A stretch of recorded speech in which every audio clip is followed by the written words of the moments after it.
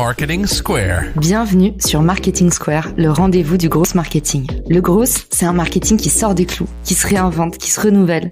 C'est aussi un mindset qui repose sur l'envie de se dépasser, de se détacher de ses opinions une bonne fois pour toutes et d'apprendre en continu. Si tu te reconnais dans cette description, que tu sois débutant ou expert, abonne-toi. Ce podcast va devenir ton meilleur allié. Je suis Caroline Mignot, grosse marketeuse et entrepreneur. Et chaque semaine, je partage sans compter des astuces concrètes, des méthodes actionnables, des idées utiles pour faire grandir ton business et rester à la pointe des nouveautés. Si cet épisode te plaît, tu peux le partager en me taguant ou lui laisser 5 étoiles sur Apple Podcasts. Bonjour à tous et bienvenue dans ce nouvel épisode de Marketing Square. Aujourd'hui, je suis accompagnée d'un visage bien connu, Guillaume Giraudet, mon ami expert SEO. Salut Guillaume, bienvenue sur le podcast. Salut Caro, écoute, je suis ravi de revenir pour une seconde fois sur le podcast. Depuis le podcast, il a progressé de ouf, je suis hyper content pour toi et donc du coup, c'est un honneur de revenir une deuxième fois pour apporter de la valeur en SEO. C'est grâce à toi, Guigui. Et alors, on va pas se cirer les pompes pendant 15 minutes parce qu'on est bon sur LinkedIn. Mais quand même, je suis obligée de dire, il y a un peu de favoritisme de temps en temps dans le podcast. C'est vrai que je te réinvite parce que je trouve que tu as une pédagogie incroyable. Et aujourd'hui, on va abattre un sujet qui est un peu au cœur de toutes les préoccupations et auquel personne ne comprend rien. Je veux parler de la position la plus sexy du monde, la position 0 de Google. Une très belle entrée. J'avais pas prévu cette entrée, c'est sorti tout seul. C'est une blague de routier. Mais du coup, sans transition, Guillaume, est-ce que tu peux nous expliquer c'est quoi la position 0 dans Google ? Ouais, la position 0, alors on va le voir là sur ce podcast, c'est un peu le Saint Graal. C'est ce que tout le monde va essayer de rechercher. Une position 0, c'est un extrait avec une réponse directe à une intention de recherche. Vous savez, de plus en plus, on travaille l'intention de recherche, donc une question, d'accord ? L'internaute se pose une question, il faut lui apporter une réponse. Google, du coup, l'a bien compris. C'était un moteur de recherche, ça devient un moteur de réponse. Donc là, il a développé une nouvelle fonctionnalité qui, en anglais, s'appelle la Featured Snippet. Position 0 du coup en français. Et là, du coup, c'est d'afficher un petit extrait entre 4 à 10 lignes, du coup, sur une recherche donnée à un internaute. Si Google a une réponse, il l'a trouvé sur votre site, il va l'afficher directement, en fait. Il y aura toujours votre lien, mais il l'affichera directement dans son résultat. C'est génial, ça donne envie. Et du coup, en termes de chiffres, concrètement, c'est quoi les résultats quand on atteint la position 0 versus les autres places du podium ou, à contrario, les dernières pages ? Alors, c'est ultra puissant. Alors, Google est plutôt malin parce que ça reste quand même derrière les Google Ads et Google Shopping. C'est en dessous. Place à la publicité. Mais quand même, il y a quelque chose qui est ultra intéressant. Et là, je parle de chiffres, de réels chiffres, des vraies études. Il y a une étude d'Ahrefs sur 100 000 recherches, du coup, en aléatoire. Ils avaient fait une petite étude là-dessus. La position, en tout cas, ils avaient analysé les clics. C'est-à-dire, sur le premier résultat, et derrière, si on a une position 0, combien de clics, etc. D'accord ? À l'époque, au tout début, on parlait de quasiment 30% de clics sur cette position-là. En fait, c'était vraiment énorme. Pourquoi ? Parce qu'il y avait la position 0 et en dessous, souvent, il y avait votre résultat en référencement naturel. Donc, vous aviez le même résultat 2 fois.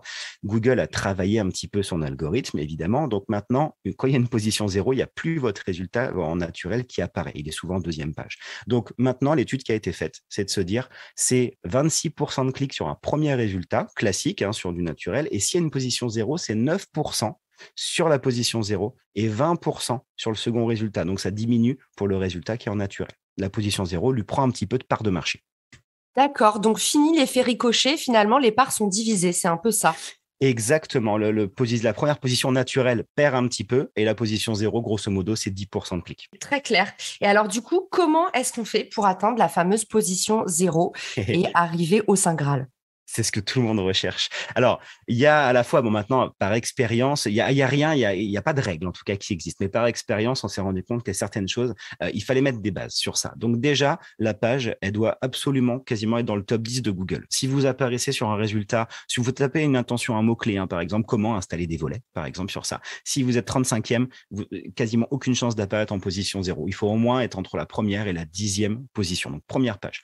Ensuite, c'est très important, il faut intégrer des réponses courte. Encore une fois, dites-vous que Google, ce qu'il attend, c'est de proposer un résultat, une réponse directe. Donc, si c'est une question comment installer des volets, faites votre article et du coup, à l'intérieur de ça, il faut des réponses courtes de 2-3 lignes en général, grand maximum. Votre réponse doit apparaître d'entre 45 à 90 caractères grand maximum. Il faut que ça puisse apparaître comme ça. C'est comme ça que Google va l'afficher en fait dans son résultat. Donc, 45, 90 caractères.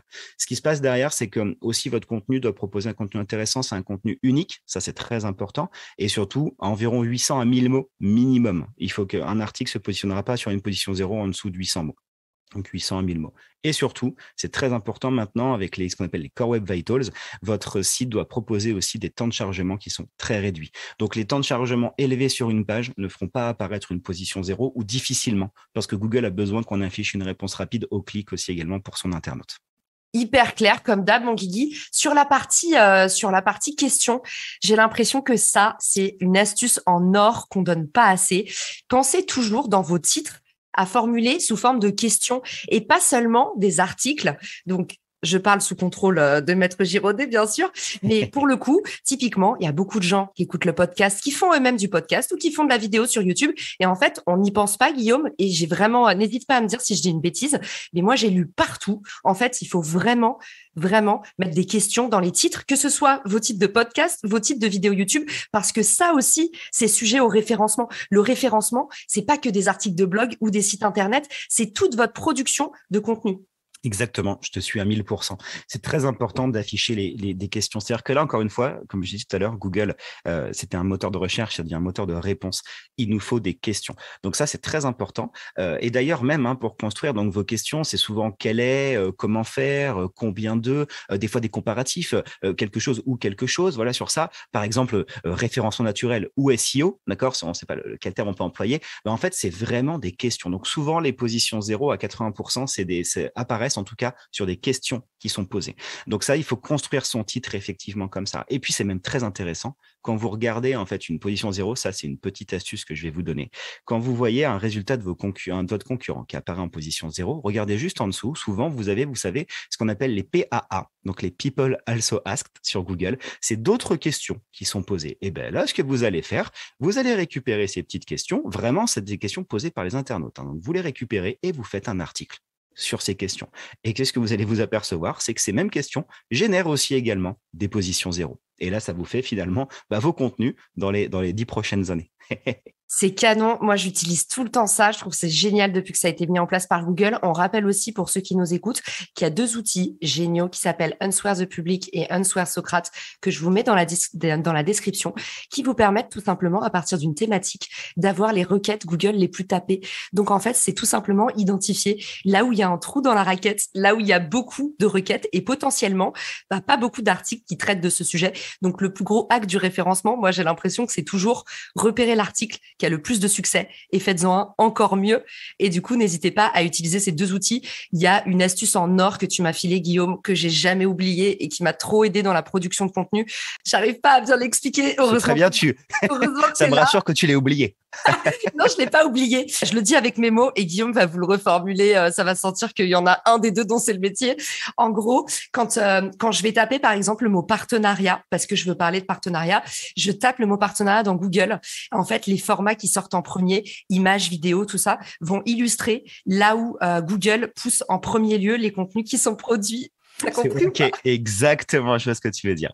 Alors, du coup, c'est on parle des moteurs verticaux de Google. Quand vous faites une recherche, vous savez, tout en haut, vous avez du coup la recherche universelle par défaut. Donc, il y a marqué tous, d'accord, tout en haut à gauche de votre recherche. Et en fait, juste en dessous, il y a web, images, maps, shopping, etc. Donc, ça, c'est les moteurs verticaux de Google. Et effectivement, on s'est aperçu que l'ordre dans lequel ils étaient, ça parlait de l'intention de recherche. C'est-à-dire que si on se rend compte que juste après tout, c'est vidéo, potentiellement, cette intention de recherche-là attend un tutoriel vidéo ou attend une vidéo explicative, etc. Si on s'est rendu compte qu'on est plutôt sur la partie Maps, là, on attend peut-être une recherche locale, en fait, derrière. Donc, on attend un travail local autour, en fait, de cette recherche-là. Donc, effectivement, il faut adapter aussi ces questions par rapport, on parle bien de l'intention de recherche, c'est ce qui va être clé dans les prochaines années. Et ça, Guillaume, tu as un énorme biais d'expert là-dessus parce que tu as l'impression pour toi que c'est tout naturel, mais quand tu m'as donné ce hack, pour nous, on appelle vraiment ça un hack. En fait, on passe notre journée à se dire qu'est-ce que je produis comme format? Quel est le meilleur format? Et toi, tu connais ça aussi sur LinkedIn, on se prend la tête à se dire mais quel est le meilleur format pour avoir de la portée? Et en fait, Google nous sert cette réponse sur un plateau. Donc, pour tous ceux qui nous écoutent, arrêtez de chercher midi à 14h. Est-ce qu'il faut faire une infographie? Est-ce qu'il faut faire un article de blog? Est-ce qu'il faut faire une vidéo vidéo, comment est-ce que vous devez mettre en forme votre contenu, laissez tout simplement Google vous le dire. Les utilisateurs ont la réponse, pas vos potes, pas vos collègues de travail, et ni Guillaume et moi, même si on répond tout le temps sur LinkedIn. Caro, et tu as raison sur un truc sur la position 0. On parle de format de contenu. Google va attendre sur cette position 0 ce qu'on appelle des templates de contenu. Je prends l'exemple, si vous faites une recette, effectivement, mettez une liste à puces. Ça fonctionne bien. Si vous faites un étape par étape, un tutoriel, mettez à chaque fois 1, 2, 3, 4, vous savez, dans vos intertitres, etc. Parce que ça fait étape par étape et c'est très important pour le moteur pour comprendre ça.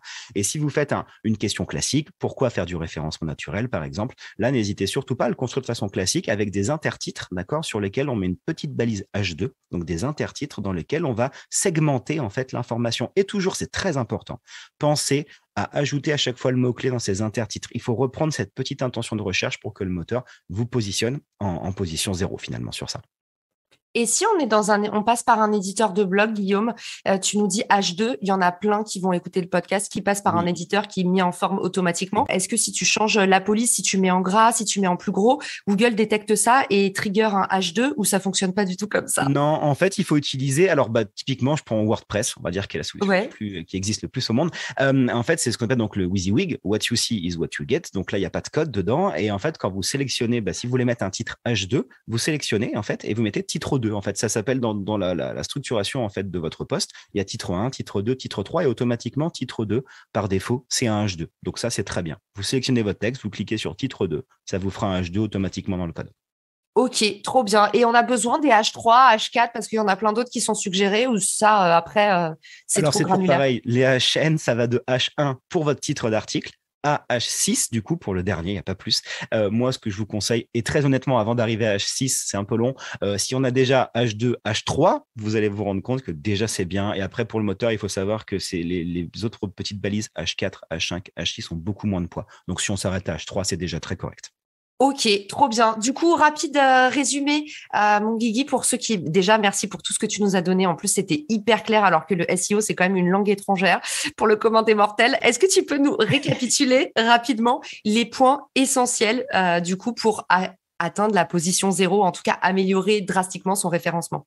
Ok, vous voulez être en position 0, c'est-à-dire devant tous vos concurrents. Il faut absolument, du coup, avoir un article qui pose une question. Principalement, ça va vous assurer, en tout cas, d'essayer au maximum d'avoir cette position 0. Donc, le titre par une question. Un article ou un contenu, Guillaume, ça peut être un autre format qu'un article ou pas?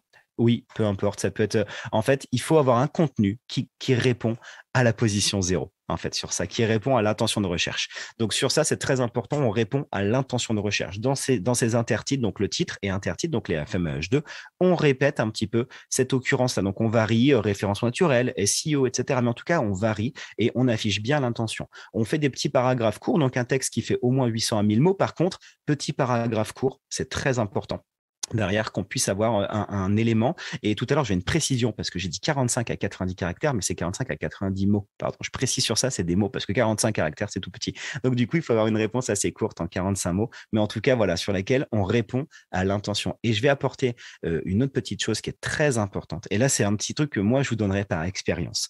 On a parlé de chiffres tout à l'heure. Une position 0, c'est 10% de clics, grosso modo.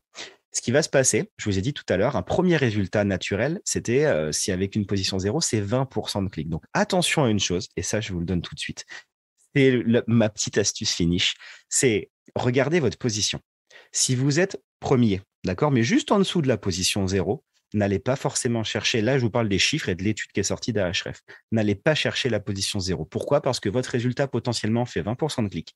La position 0 qui est au-dessus fait 9% de clics. Donc, potentiellement, vous passez en position 0, vous allez perdre des clics. Par contre, si vous êtes entre la 2e et la 10e position, allez chercher cette position 0. Donc, typiquement, si vous êtes top 1, ne faites rien. Si vous êtes 2 à 10, allez chercher la position 0, ça vous augmentera vos clics. C'est mon Guigui, c'est-à-dire qu'il finit l'épisode par un énorme twist du genre la position 0, c'est potentiellement... Il fallait rester jusqu'au bout. Il peut pas s'en empêcher. Merci Guillaume pour tout ce que tu nous as partagé pendant cet épisode. Pour tous ceux qui ont envie de t'envoyer des petits mots d'amour, pour tous ceux qui ont envie de te dire vas-y, lance ta chaîne YouTube parce que tu es fait pour faire de la formation, c'est évident. Pour tous ceux qui ont des questions sur le SEO ou qui veulent éventuellement booker un audit avec toi pour leur boîte ou je ne sais quoi, où est-ce qu'on peut te contacter?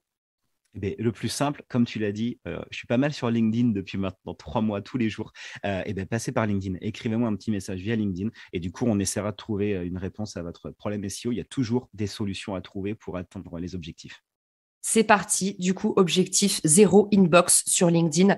Merci Guillaume pour ton énergie et je vous dis à tous à très vite sur la Marketing Square. Ciao. Salut tout le monde. Si t'as écouté jusqu'ici, c'est certainement que cet épisode t'a plu. Ce podcast est rendu possible par Richmaker, le Tinder du B2B comme on l'appelle. C'est une plateforme que j'ai lancée et qui permet d'identifier des partenaires compatibles en fonction de ton business. En gros, dis-moi quels sont tes objectifs marketing et je te dirai qui va t'aider à les dépasser au sein de ton écosystème. Pourquoi aller chercher ses clients un par un quand on peut placer sa croissance en pilote automatique ? Plus d'excuses, passe à l'action et à très vite sur Marketing Square, le podcast du gros marketing. Marketing Square.